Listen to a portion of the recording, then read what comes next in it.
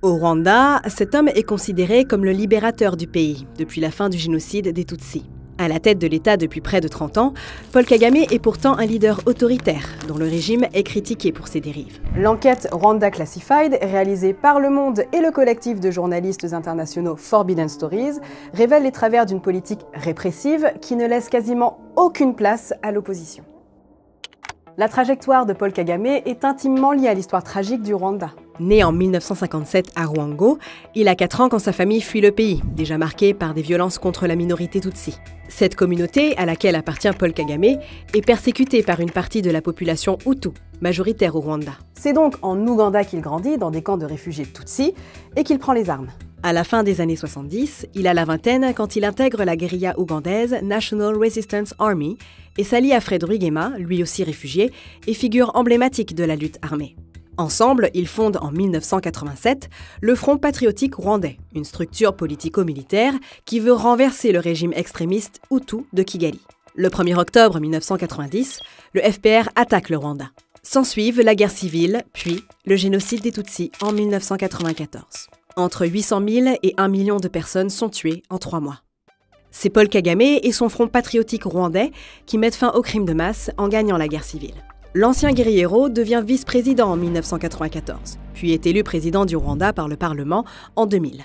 Depuis, Paul Kagame conserve le fauteuil présidentiel. Il a toujours une longueur d'avance sur ses adversaires.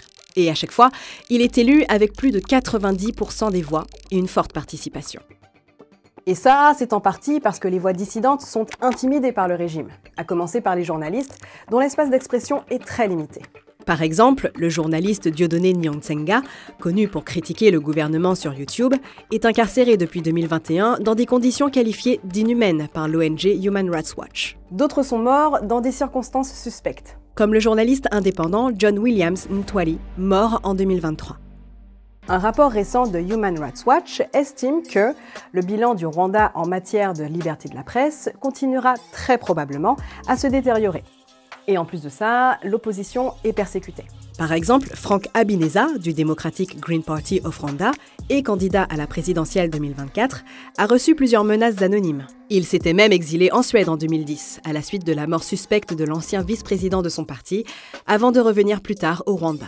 Victoire Ingabire, figure de l'opposition, a, elle, été condamnée en 2013 à 15 ans de prison pour, entre autres, minimisation du génocide.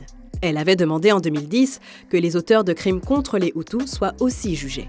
Enfin, selon l'enquête du Monde et de Forbidden Stories, le Rwanda s'est déjà servi du logiciel espion israélien Pegasus pour surveiller les opposants au régime.